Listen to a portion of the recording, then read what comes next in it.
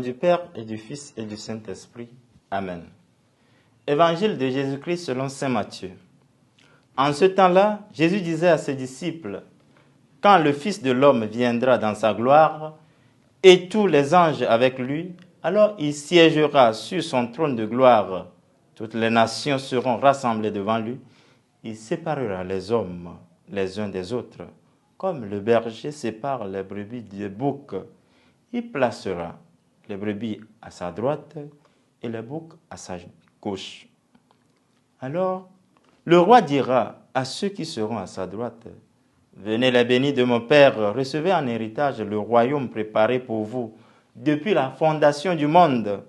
Car j'avais faim, et vous m'avez donné à manger, j'avais soif, et vous m'avez donné à boire, j'étais un étranger, et vous m'avez accueilli, j'étais nu, et vous m'avez habillé. J'étais malade, et vous m'avez visité, j'étais en prison, et vous êtes venus jusqu'à moi. » Alors, les justes répondront, « Seigneur, quand est-ce que nous t'avons vu? Tu avais donc faim, et nous t'avons nourri. Tu avais soif, et nous t'avons donné à boire. Tu es un étranger, et nous t'avons accueilli. Tu étais nu, et nous t'avons habillé. Tu étais malade ou en prison.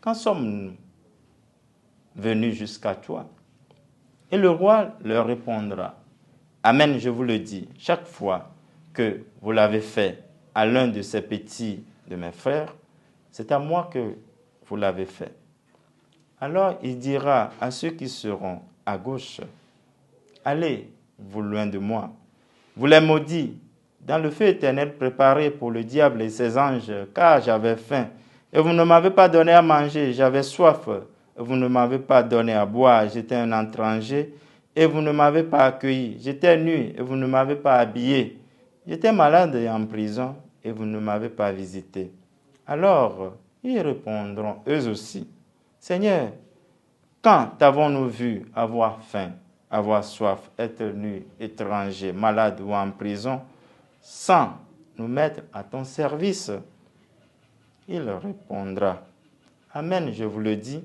chaque fois que vous ne l'avez pas fait à l'un de ces petits, c'est à moi que vous ne l'avez pas fait. » Et ils s'en iront, ceux-ci au châtiment éternel et les justes à la vie éternelle. Acclamons la parole de Dieu. Louange à toi, Seigneur Jésus-Christ. Nous sommes au samedi 2 novembre. Au lendemain de la solennité de tous les saints, nous commémorons aujourd'hui les fidèles défunts.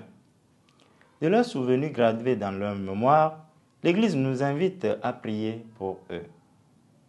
L'Évangile nous présente la venue du Christ dans sa gloire pour le jugement définitif, en séparant les justes et les injustes, image de la brebis et des boucs à partir de leurs œuvres. En séparant les brebis des boucs, on s'aperçoit dans la réalité que les bons ont accompli les 6 œuvres de la miséricorde corporelle sans s'en rendre compte. De leurs actions, ceux-ci ont nourri l'affamé, abreuvé l'assoiffé, accueilli l'étranger, couvrir le nu, visiter le malade, consoler et racheter le captif. Ils ont vraiment traité leurs frères comme le Christ. Ils ont dessiné le Christ dans le visage de leurs frères. Par contre, ceux qui sont classés à l'opposé ont été incapables de faire comme leurs prédécesseurs. Cela signifie clairement que dans le visage de chaque pauvre, un Christ est affamé, est nourri. Un Christ assoiffé est désaltéré. Un Christ errant est logé sous un toit. Un Christ nu est vêtu. Un Christ malade reçoit des visites.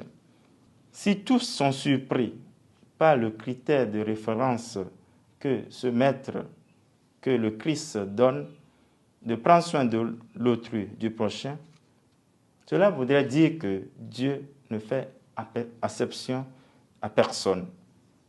Il n'a pas privilégié les justes contre les injustes. C'est leurs œuvres qui ont été récompensées. Le Christ nous demande simplement aujourd'hui de servir nos frères. Il encourage tous ceux qui œuvrent pour relever l'homme et qui lisent dans chaque visage blessé, meurtri, désolé, étranglé, désespéré, le Christ souffrant en agonie.